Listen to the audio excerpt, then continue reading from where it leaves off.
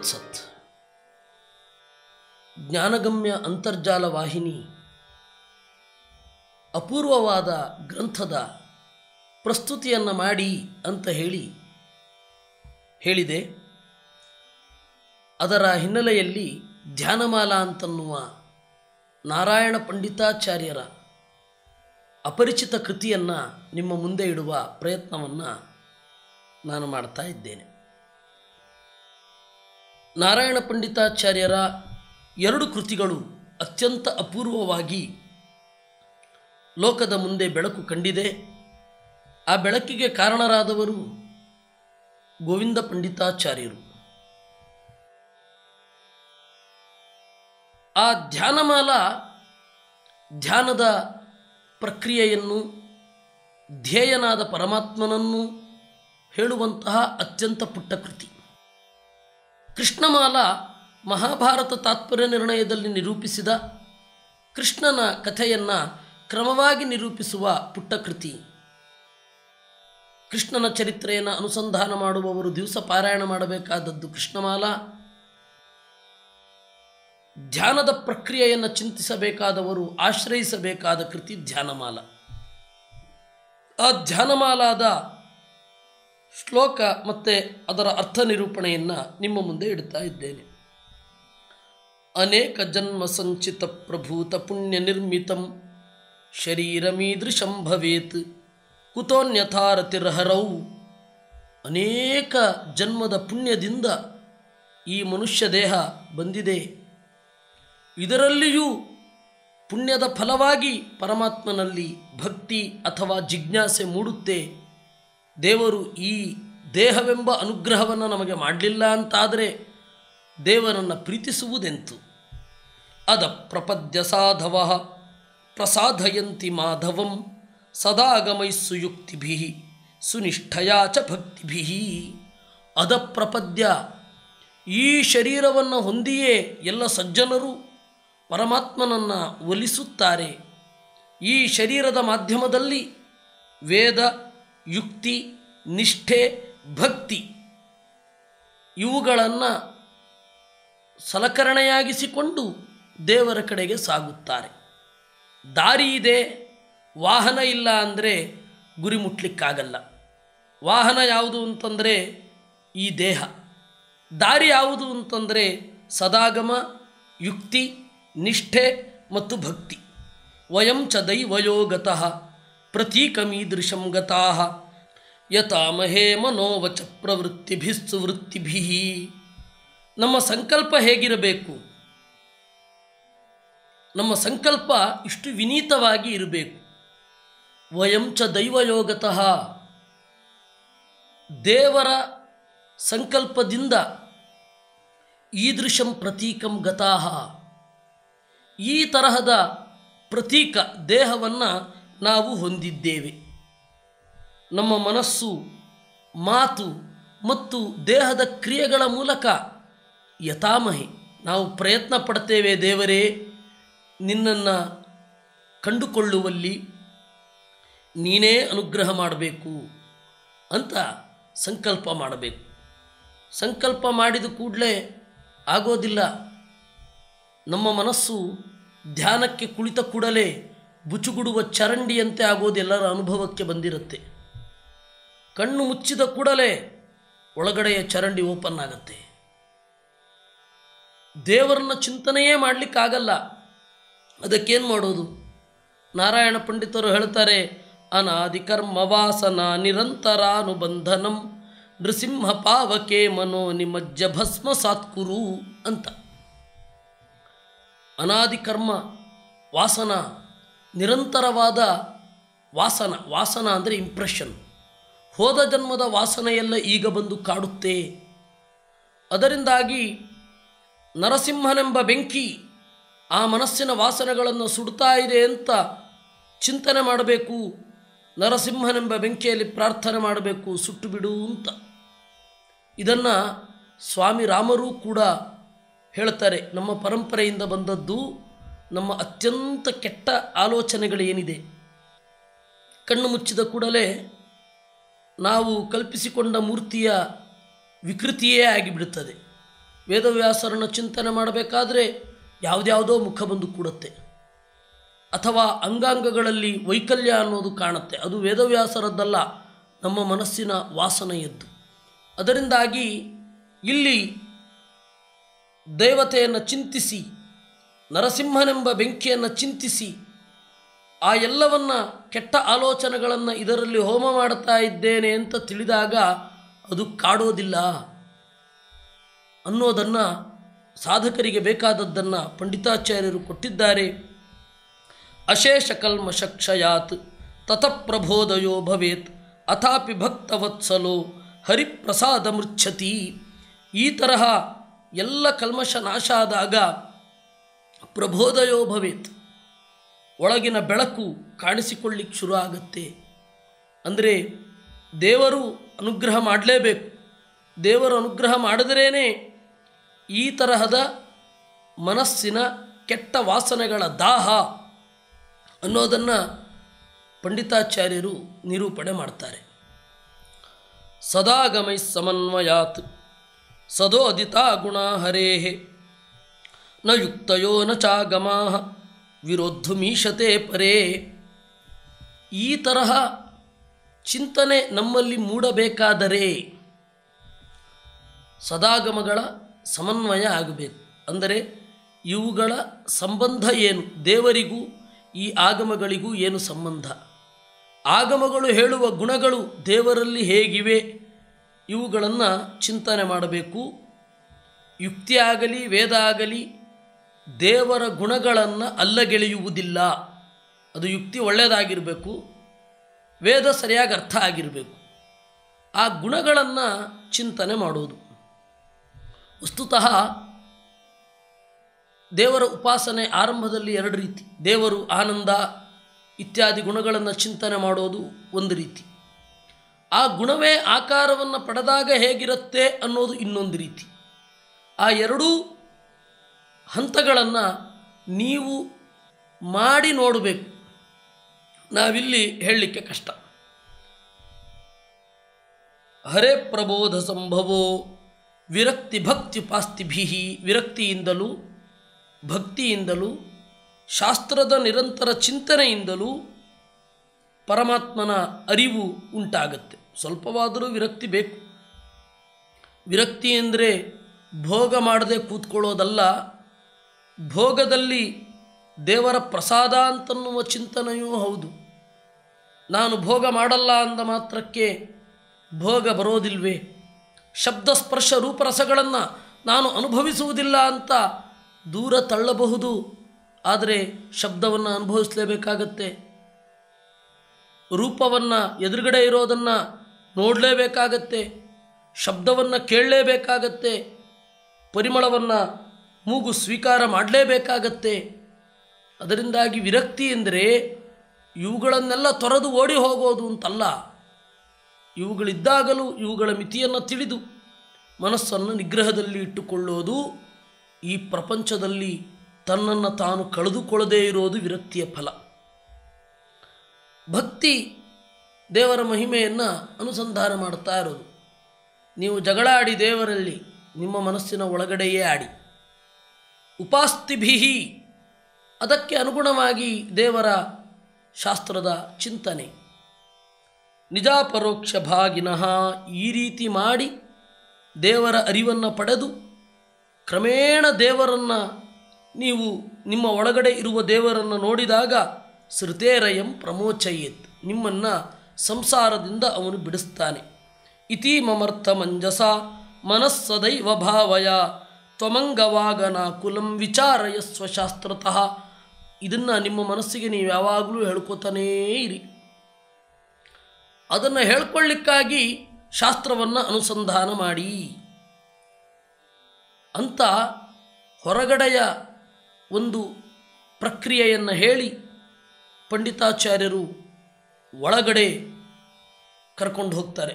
ಶತೋತ್ತರಾತು ನಾಡಿಕ ಸುಷುಮ್ನರಶ್ಮಿ ದೀಪಿತ ಉಪಾಸತೋ ಜನಾರ್ದನಂ ಕಳೇಬರೆ ಬಿಭಾಸತೆ. ಹೊರಗಡೆಯ ಬೆಳಕಿನ ಬಗ್ಗೆ ಅರಿವು ನಮಗೆಲ್ಲರಿಗೂ ಇದೆ, ಒಳಗಡೆಯ ಬೆಳಕಿನ ಬಗ್ಗೆ ಅರಿವು ಇಲ್ಲ. ಆ ಒಳಗಡೆಯ ಬೆಳಕಿನ ಬಗ್ಗೆ ಮೊದಲು ಅರಿವನ್ನು ಪಡೆಯಿರಿ ಅಂತ ಹೇಳ್ಕೊಳ್ಬೇಕು. ನಮಗೆ ನಾವೇ ಹೇಳ್ಕೊಳ್ಬೇಕು. ಶತೋತ್ತರ ತುನಾಡಿಕಾ, 101 ಹೃದಯದ ನಾಡಿ ಇದೆ. ಒಂದೇ ನಾಡಿಯ ಹಲವಾರು ಭಾಗಗಳು ಇದು ಅಂತ ಶಾಸ್ತ್ರ ಹೇಳುತ್ತೆ. ಅದರಲ್ಲಿ ಮಧ್ಯದ ನಾಡಿ ಏನಿದೆ ಅದು ಸುಷುಮ್ನ ರಶ್ಮಿ ದೀಪಿತ, ಸುಷುಮ್ನ ನಾಡಿಯಿಂದ ಕಂಗೊಳಿಸ್ತಾ ಇರುತ್ತೆ. ಇದರ ಒಳಗಡೆ ನಾರಾಯಣ ಕೂತು ಬೆಳಕು ಬೀರ್ತಾ ಇದ್ದಾನೆ ಅಂತ ಆ ಅಲೌಕಿಕವಾದ ಬೆಳಕನ್ನು ಅನುಸಂಧಾನ ಮಾಡಲಿಕ್ಕೆ ಪ್ರಯತ್ನ ಪಡಿ. ಅಲ್ಲ, ಅಲೌಕಿಕ ಅಂತೀರಾ, ಆ ಬೆಳಕು ಹೇಗಿರುತ್ತೆ? ನಿದ್ರೆ ಮಾಡಿದಾಗ ಒಳಗಡೆ ಒಂದು ಬೆಳಕು ಕಾಣುತ್ತಲ್ವ, ಕನಸು ಕಾಣುವಾಗ ಆ ಬೆಳಕನ್ನು ಧ್ಯಾನದಲ್ಲಿ ಕಾಣಲಿಕ್ಕೆ ಶುರು ಮಾಡಿ ಅಷ್ಟೇ. ಈಗ ಸೂರ್ಯನ ಬೆಳಕು ಹೇಗೆ ನಿಚ್ಚಳವಾಗಿ ಇರುತ್ತೆ ಅದು ನಮಗೆ ಗೊತ್ತು. ಆ ಸೂರ್ಯನ ಬೆಳಕು ಹೇಗೆ ಇರುತ್ತೋ ಆ ರೀತಿ ಒಳಗಡೆ ತಣ್ಣನೆಯ ಬೆಳಕೊಂದಿದೆ ಅಂತ ಚಿಂತನೆ ಮಾಡಿ. ಅದು ಸುಷುಮ್ನ ನಾಡಿಯ ನಡುವೆ ಇರತಕ್ಕಂತಹ ಬೆಳಕು. ಸುತ್ತಲೂ ನಕ್ಷತ್ರಗಳಿದ್ದು ಮಧ್ಯ ಚಂದ್ರ ಕಂಗೊಳಿಸುವ ಹಾಗೆ ನಾಡಿಗಳ ಶಾಖೆಗಳ ನಡುವೆ ಸುಷುಮ್ನ ನಾಡಿ ಹೊಳಿತಾ ಇದೆ ಅಂತ ಅಂದುಕೊಳ್ಳಿ. ಅಶೇಷ ಲೋಕ ಪಾವನಿ ವಿನಿಸೃತ ಚ ಮೂರ್ಧನಿ ತಯೋರ್ಧ್ವಮೇ ವಯೋ ವ್ರಜನ್ ಉತಾಮೃತತ್ವಮೇತಿ. ಎಲ್ಲ ಜನರನ್ನು ಪಾವನಗೊಳಿಸೋದು ಒಳಗಡೆಯದ್ದೇ. ಎಲ್ಲ ನಾಡಿಗಳಿಗೆ ನದ್ಯಭಿಮಾನಿ ದೇವತೆಗಳೇ ಅಭಿಮಾನಿಗಳು. ಅದರಿಂದಾಗಿ ಪಿಂಡಾಂಡ ಅನ್ನೋದು ಬ್ರಹ್ಮಾಂಡದ ಒಂದು ಪುಟ್ಟ ಮಾಡೆಲ್ ಅನ್ನೋದರ ಬಗ್ಗೆ ಅರಿವಿರಲಿ. ಹೊರಗಡೆಯ ನದಿ ಕಲುಷಿತ ಆಗ್ತಾ ಇದೆ, ಆ ರೀತಿ ಒಳಗಡೆಯ ನಾಡಿ ಕಲುಷಿತ ಆಗಲಿಕ್ಕೆ ಬಿಡಬಾರದು ಅನ್ನುವ ಒಂದು ಪ್ರಜ್ಞೆ ಇರಲಿ. ಇದರಿಂದ ಮೇಲ್ಗಡೆ ಹೋಗುವವನೇ ಅಮೃತತ್ವಮೇತಿ, ಮುಕ್ತಿಯನ್ನು ಹೊಂದುತ್ತಾನೆ. ಸರಿ, ಈ ನಾಡಿ ಹೇಗಿರುತ್ತೆ? ಅತೀವ ಸೂಕ್ಷ್ಮರೂಪಿಣಿ ತಥಾಪಿ ಶಕ್ತಿತೋ ಹರೇ ಮಹಾವಕಾಶ ಸಂಯುತ ದುರಂತ ಶಕ್ತಿಮಾನ್ ಯಜಃ. ಅತೀವ ಸೂಕ್ಷ್ಮ ರೂಪಿಣಿ, ಅತ್ಯಂತ ತೆಳುವಾದದ್ದು, ಹಂಚಿಕಡ್ಡಿಗಿಂತ ಒಂದು ಸೂಕ್ಷ್ಮವಾದ ದಾರಕ್ಕಿಂತ ತೆಳುವಾದದ್ದು. ಆದರೆ ಒಳಗಡೆ ಅವಕಾಶ ಬಹಳ ದೊಡ್ಡದಿದೆ. ನಾವು ಧ್ಯಾನ ಮಾಡುವಾಗ ಯಾವುದೇ ಪರಮಾತ್ಮನ ರೂಪಗಳನ್ನು ಧ್ಯಾನ ಮಾಡಬೇಕಾದ್ರೆ, ಕೆಲವೊಂದು ಚಿಂತನೆ ಮಾಡಬೇಕಾದ್ರೆ ದೊಡ್ಡ ರೂಪ ಚಿಂತನೆ ಮಾಡಬೇಕಾಗತ್ತೆ. ಕೆಲವೊಂದು ಚಿಕ್ಕ ರೂಪವನ್ನು ಚಿಂತನೆ ಮಾಡ್ತೇವೆ. ಎರಡನ್ನೂ ಹೃದಯದೊಳಗಡೆ ಆರಾಮಾಗಿ ನಮಗೇ ಗೊತ್ತಿಲ್ಲದೆ ಮಾಡಿಬಿಡ್ತೇವೆ. ಈಗ ನರಸಿಂಹನನ್ನು ಧ್ಯಾನ ಮಾಡಬೇಕಾದ್ರೆ ನೃಸಿಂಹಾಷ್ಟೋತ್ತರದ ಚಿಂತನೆ ಮಾಡ್ಕೊಂಡು ಹೋಗ್ತಾ ಇರ್ತೀವಿ ಅಂತ ಇಟ್ಕೊಳ್ಳೋಣ. ದೇವರಿಗೆ ಅಗ್ನಿ, ಸೂರ್ಯ, ಚಂದ್ರ, ಕಣ್ಣು, ಈ 3 ಕಣ್ಣು ದೇವರಿಗೆ, ನರಸಿಂಹದೇವರಿಗೆ ಅಂತ ಚಿಂತನೆ ಮಾಡ್ತೇವೆ. ಸೋಮ ಸೂರ್ಯಾನಲೇಕ್ಷಣ ಅಂತ. ಹಾಗೆ ಮಾಡಬೇಕಾದ್ರೆ ನೀವು ಚಿಕ್ಕದಾಗಿ ಚಿಂತನೆ ಮಾಡಲಿಕ್ಕೆ ಸಾಧ್ಯವೇ ಇಲ್ಲ. ದೊಡ್ಡ ಮೂರ್ತಿಯನ್ನು ಚಿಂತನೆ ಮಾಡಬೇಕು. ಇದ್ದಕ್ಕಿದ್ದಾಗೆ ಹೃದಯದಲ್ಲಿದ್ದಾನೆ ಅಂತಂದಾಗ ಹೃದಯದಲ್ಲಿದ್ದಾನೆ ಎನ್ನುವ ಚಿಕ್ಕ ಮೂರ್ತಿಯನ್ನು ಧ್ಯಾನ ಮಾಡಬಹುದು. ಏನಿದು ಆಶ್ಚರ್ಯ, ಹೃದಯದೊಳಗಡೆ ಒಂದು ಮಹಾಕಾಶ ಇದೆ ಅಂತಾರೆ. ಅದರ ಸಾಧ್ಯತೆಗಳನ್ನು ಹೇಳ್ತಾ ಹೋದರೆ ಯಾವುದೋ ಫಿಸಿಕ್ಸ್ ಹೇಳ್ತಾ ಇದ್ದಾನೆ ಅಂತ ನಿಮಗೆ ಅನಿಸುತ್ತೆ. ಆದರೆ ನೀವು ಸರಿಯಾಗಿ ನೋಡಿ, ಇಷ್ಟು ಪುಟ್ಟ ಜಾಗ ಇರುತ್ತೆ ಅಂತ ಇಟ್ಕೊಳ್ಳಿ. ನೀವು ಅದರಲ್ಲಿ ಎಷ್ಟು ಸೂಕ್ಷ್ಮರಾಗಿ ಇರ್ತೀರಾ ಅಂದರೆ ಅದು 1 ಮೈಲಿ ಕೂಡ ಆಗಬಹುದು. ಹೊರಗಡೆಯ 1 ಮೈಲಿಗೂ ಒಳಗಡೆಯ ಈ ಹೃದಯಾಕಾಶದ ಇಷ್ಟು ಅಗಲದ, ಅಂದರೆ ದೈಹಿಕವಾಗಿ ಇಷ್ಟು ಅಗಲದ ಜಾಗ ಸಮಾನವಾದ ಅಳತೆಯನ್ನು ಹೊಂದಿರಬಹುದು. ಆದರೆ ದೇಹದ ಪರಿಮಾಣ ಮಾತ್ರ ವ್ಯತ್ಯಾಸ ಆಗಿ ಇರುತ್ತೆ. ಇದು ಮಧ್ವಾಚಾರ್ಯರು ಹೇಳೋದು. ಮಧ್ವಾಚಾರ್ಯರು ಯಾಕೆ ಹೀಗೆ ಹೇಳ್ತಾರೆ ಅಂದರೆ ಉಪನಿಷತ್ತಿನಲ್ಲಿ ಉಂಟು. ಯಾವಾನೇಚ ಅಂತರ್ಹೃದಯ ಆಕಾಶ, ಎಷ್ಟು ಆಕಾಶ ಹೃದಯದ ಒಳಗಡೆ ಇದೆಯೋ ಅಷ್ಟೇ ಆಕಾಶ ಹೊರಗಡೆಯೂ ಇದೆ ಅಂತಾರೆ. ಅಂದರೆ ಇಷ್ಟು ಜಾಗ ನಾವು ಸೂಕ್ಷ್ಮವಾದಾಗ ಎಷ್ಟು ದೊಡ್ಡದಾಗಬಹುದು. ಜೀವ ಅಷ್ಟು ಸೂಕ್ಷ್ಮ ಇದ್ದಾನೆ. ಇದು ಬಹಳ ವಿಚಿತ್ರ ಪ್ರಮೇಯ. ಅದರಿಂದಾಗಿ ನೀವಿಷ್ಟು ಚಿಂತನೆ ಮಾಡಿ ಈ ಹೃದಯದ ನಡುವೆ ಹಾದು ಹೋಗುವ ಸುಷುಮ್ನಾ ನಾಡಿ ಎಷ್ಟೂ ದೊಡ್ಡದಾಗಿ ಇರಬಹುದು, ಅದರ ಒಳಗಡೆ ಎಷ್ಟೂ ದೊಡ್ಡದಾದ ದೇವರನ್ನು ಚಿಂತನೆ ಮಾಡಬಹುದು. ಇದು ದೇವರ ಅತ್ಯಂತ ಆಶ್ಚರ್ಯ ಉಂಟು ಮಾಡುವ ಶಕ್ತಿ ಅಂತ ತಿಳಿದುಕೊಳ್ಳಿ. ಒಳಗಡೆಯ ಬೆಳಕು ಅಲ್ಲಿಂದ ಶುರು ಆಗುತ್ತೆ. ವರೋಪಿ ರತ್ನ ಮಂಡಪೋ ವಿಭಾತಿ ತತ್ರ ಪೇಚಲಂ ಅನಂತ ಕಾಂತಿ ಕಾಂತ ಸನ್ಮಣೀಂದ್ರ ಮಾಲಿಕಾಸ್ಫುರತ್. ಒಳಗಡೆ ಒಂದು ರತ್ನಮಂಟಪ ಇದೆ ಅಂತ ಚಿಂತನೆ ಮಾಡಿ, ಅದು ಲಕ್ಷ್ಮಿಯೇ ರತ್ನಮಂಟಪವಾಗಿ ಇರ್ತಾಳೆ ಅಂತನ್ನುವ ಒಂದು ಅನುಸಂಧಾನ ಇರಲಿ. ಅದರ ಸುತ್ತ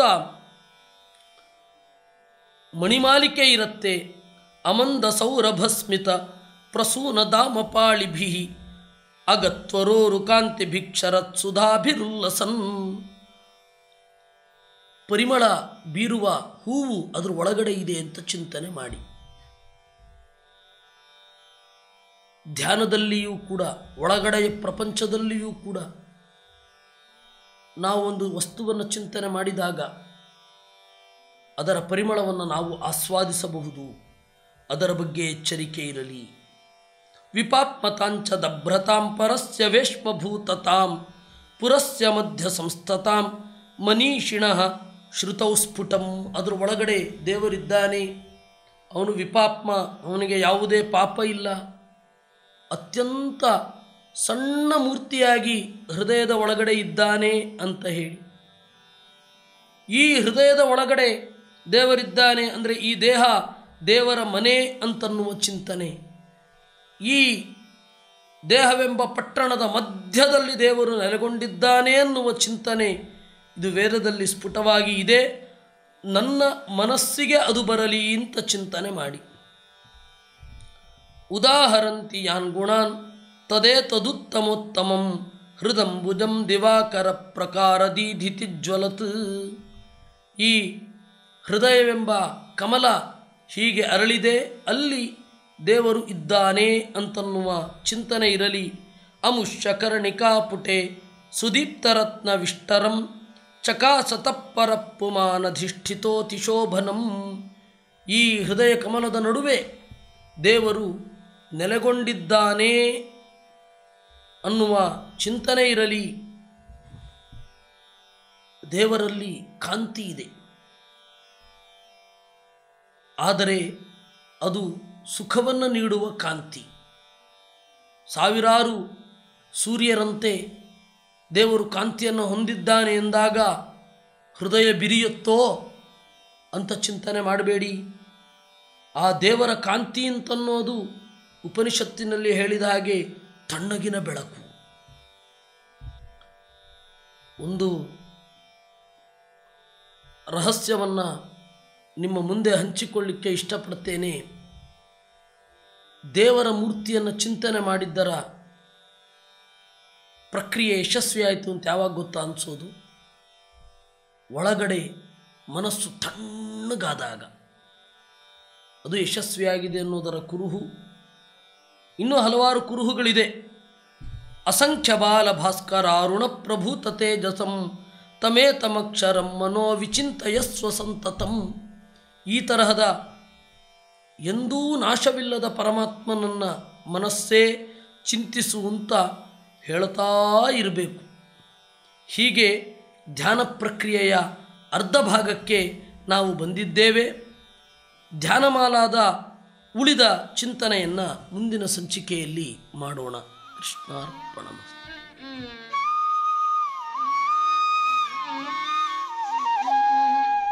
ಈ ಸಂಚಿಕೆಯ ಪ್ರಾಯೋಜಕರು ಕೂಡ ಅಶ್ವಿನ್ ದಂಪತಿಗಳ